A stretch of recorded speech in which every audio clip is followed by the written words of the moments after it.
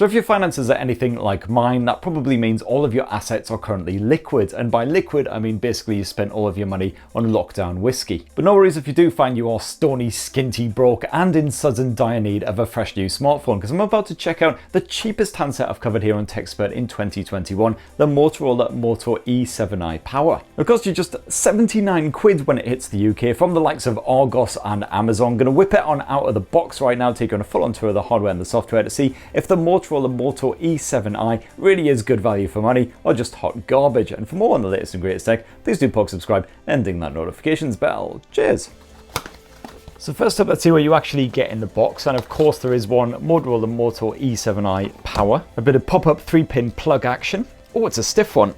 Oh, there we go. And a bit of USB cable action to go along with that. And yes, thank the baby Jesus, it is Type-C, not micro USB. Oh, does that mean then that even when a sub £100 smartphone comes with Type-C, we have seen the last of micro USB? Can only get on our knees and pray. And that is it for the box contents. So there's no bundled condom case with the Motorola Moto E7i Power, I guess because it's that little bit cheaper than your standard Motorola handsets. Now you hopefully won't be too surprised to learn that the Motorola Moto E7i Power is constructed from plastic, which wraps around the back and those edges as well. It's a nice seamless experience. This is the very funkily, jazzily named Tahiti Blue model, but you can also grab the Moto E7i Power in Coral Red. So two nice, vibrant options, which is good to see, especially here in the UK. And the E7i Power is a 6.5-inch handset, so it is a bit of a handful, but nothing worse than most other budget smartphones, to be fair. Decent heft to it as well, certainly doesn't feel toy-like. Construction seems to be nice and sturdy. And despite the fact that the Moto E7i Power is super budget, under £100, you still get Motorola's now pretty much trademark IP52 splash resistant design. So that means if you do happen to knock your pint over it, touch wood, just give it a quick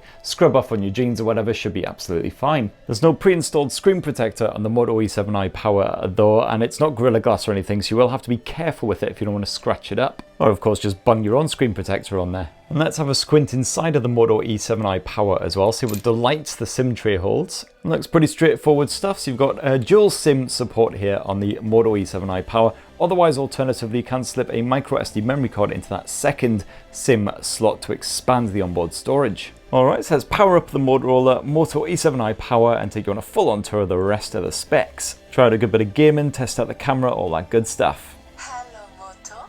Ah, love it. Okay, so just finished setting up the Motorola Moto E7i Power. It looks like a couple of the widgets still just playing a bit of catch up there. What we got here is a bit of Android Go action, so it's a slightly more efficient, streamlined version of Android designed for more budget-friendly smartphones like the E7i Power. Unfortunately, it is running Android 10, not the latest Android 11. So yeah, as you can see there, Android 10, not the latest, freshest version of Google's mobile OS. When is Android 11 coming? Couldn't even tell you. Don't even know if it's actually going to come to this smartphone. I wouldn't hold your breath.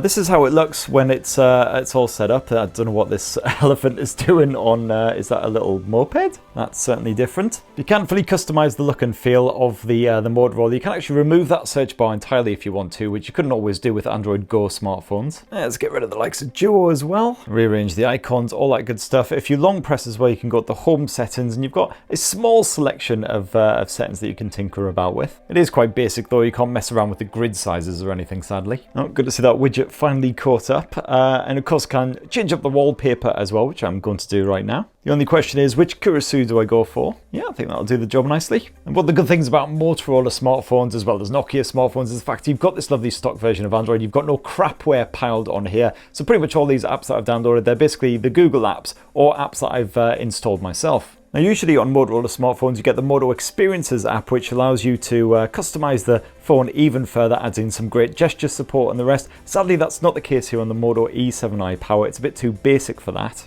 That said, you do have a limited amount of gesture support added on here. So for instance, you can swipe down the notifications bar using the fingerprint sensor, housed here on the back end of the phone. And that just works like so. Seems to do the job nicely. Otherwise, of course, you can just swipe it down from anywhere on screen. And oh yeah, you do get my favorite as well, the karate chop torch.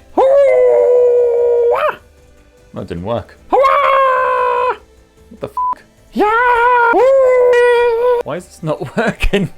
God damn it. Oh, there we go. I think I was just being a bit too enthusiastic with my chops or something. Yeah, there we go. And speaking of that rear mounted fingerprint sensor as well, that seems to do the job absolutely fine for waking up the smartphone. It does take a little while between tapping your digit and the phone actually waking up, but nothing too horrendous. At least it's an alternative to entering the bloody pin every time. And sadly, there's no face unlock support, but that's not a massive shock again at this sort of price point. As far as the other features go, well, quite a basic set overall. You've only got single band Wi-Fi, not dual band, unfortunately, and there's no NFC support either. So you won't be able to use the Motorola Moto E7i Power for your contactless payments. But you do get all the standard Android Go stuff on there, such as, for instance, the dock theming. Of course, you've got your digital wellbeing mode, all that good stuff. You may have noticed here on the right edge, you've got 3 buttons. You've got the power button, the volume rocker, and also this mysterious third button. Well, that is a dedicated Google Assistant button, so give that a little push. And up it pops. And I still don't know what the point of these physical Google Assistant buttons is, because you can easily access the Assistant by swiping up from the bottom corner, like so. You've also got an app icon shortcut to it. So I don't know, Kurisu, tell me, why is this thing a thing? She don't know either. As for the storage, well, you do just get 32 gigs on here as standard, unfortunately, and as you can see, a good chunk of that is used up just by a handful of apps that I've already downloaded, but you can boost that with a micro SD memory card. Up to 1 terabyte in size, in fact, so plenty of space. And oh yeah, thankfully you can get rid of that navigation bar down below as well and use a bit of gesture navigation action instead, which I just find much neater and easier. Now let's check out the Motorola Moto E7i Power's display, and it's a 6.5-inch IPS panel, perfectly standard stuff for this sort of price point. In fact, just as good as some displays you'll see for double the price. It's an HD plus resolution, 720p, so not full HD. So yeah, you don't get the crispest, finest details, you know, when you're checking out your photos, when you're watching a bit of Netflix or whatever, but it's not a bad picture either. Certainly absolutely fine just for kicking back with a show, or you know, doing a little bit of light photo editing before you post a picture online, whatever you want to do. Viewing angles are okay. On that top brightness, it'll just about be fine for outdoors use on a sunshiny day. It's not exactly eye-searing, but it's not weak either. You do get quite chunky bezels surrounding it, especially down below. It's quite a fat lip, but thankfully the nipple notch up top, which is a bit of a blast from the past in itself, doesn't intrude too much on the action when you do go full screen. If you dive on into the Moto E7i's display settings, you do have a limited amount of control here, but it doesn't really seem to make a massive amount of difference. You've got the increased contrast option, which I've got to admit does bugger all to my knackered old peepers. No way of changing the screen refresh rate though, because that is stuck at 60 Hz. There is no 90 Hz option, as you would kind of expect for under 100 quid. Likewise, when it comes to the audio, don't be expecting a stereo speaker output or anything here on the Motorola Moto E7i Power. In fact, it's actually a rear-mounted speaker, which I haven't seen on a budget smartphone in quite some time. Can be quite easily muffled with your fingers, so just try and keep your finger away from that. Let's bump up the volume, see what we're working with. So if you're lucky enough to live in quite a large homestead, definitely recommend getting a mesh Wi-Fi network on the go. So probably half because that audio has been pumped away from your face. It is quite a muted output, definitely not the loudest on that top volume. Be absolutely fine for, you know, kicking back with some YouTube or whatever in a fairly quiet environment. But the good news is, anyway, you've got that headphone jack up top, so you can plug in a proper wired pair of headphones, otherwise Bluetooth 4.2 support, so quite old Bluetooth, but should hopefully prove alright for your wireless connections as well. Now, performance is always a fun topic with super budget smartphones, and of course here on the Motorola Moto E7i Power, it is rather limited. It's actually powered by a Unisoc SC9863A chipset, very catchy name there, guys. You'll find this on a handful of other super budget smartphones from the likes of TCL, Alcatel, ZTE, etc. And as you can see there from the Geekbench scores, very simple basic performance. I've already noticed quite a few little stumbles and stammers here and there. It'll be absolutely fine just, you know, for doing your social medias, doing your messaging, all that good stuff, as long as you're fairly patient and, you know, willing to put up with not exactly super silky smooth performance. But because I haven't personally tested this chipset before, what I am going to do is give a bit of Call of Duty Mobile a go and see if I stand any chance whatsoever against the legions of unwashed school kids who should actually just about be staggering home from a hard day's slog of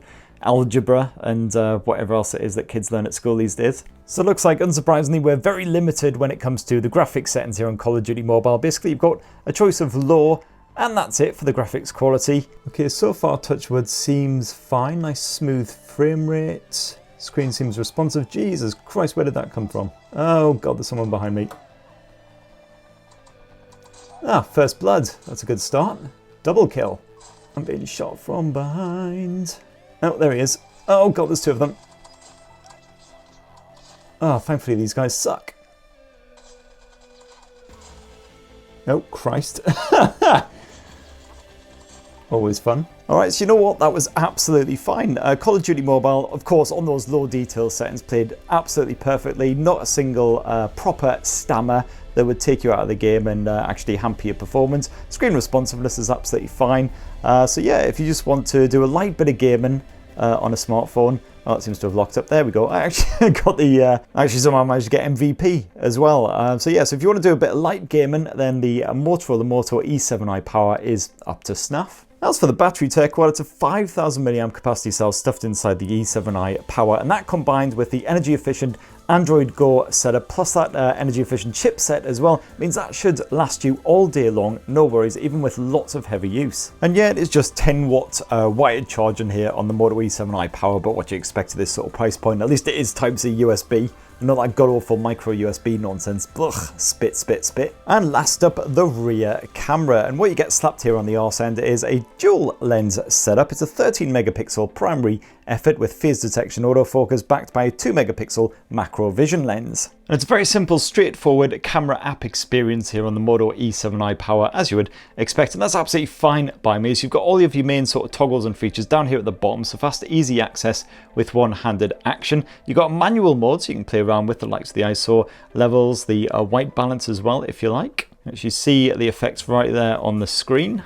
You also have an HDR mode as well. If you are dealing with strong contrast, you'll stick that on. It'll probably take a bit longer to actually shoot and process a photo in that mode. You do have a handful of other modes as well, including a good old portrait mode, which just adds a bit of bokeh style action in the background. You even have a dedicated night vision mode as well, but of course, as this is a basic budget handset, don't exactly expect it to do wonders. And then yes, you've got that macro lens as well if you want to get a really up close shot of your subject, but as it's a basic 2 megapixel effort, it's going to be a bit low res and crap. And I had a quick test out of the Moto E7i Power's camera just around the old homestead, and yeah, pretty basic results as you'd expect. Quite low res, grainy pics at times, especially when shooting indoors. Color capture isn't exactly super accurate, but as long as you're not expecting much, just you want, you know, a very simple, straightforward, everyday shooter, it's absolutely fine. And then if we swap to a video, well, again, you're quite limited, just as you are in the good old photo mode. If we go to the settings,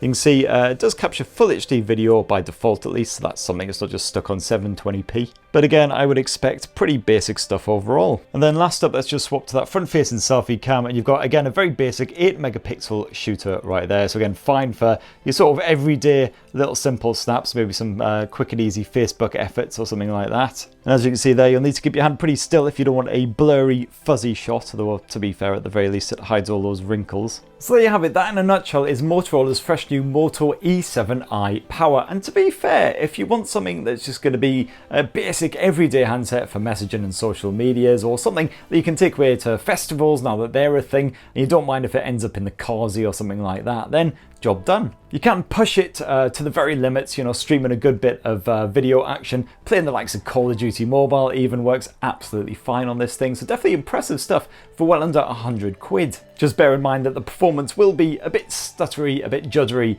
and of course don't expect much from that camera tech either. But that's what I think of the Motorola Moto E7i Power anyway. It'd be great to hear your thoughts down in the comments below. Please do poke, subscribe and ding that notifications bell for a shed load more Motorola phones. They come out with a new one every week. And have yourselves a bloody lovely rest of the week. Cheers everyone, love you.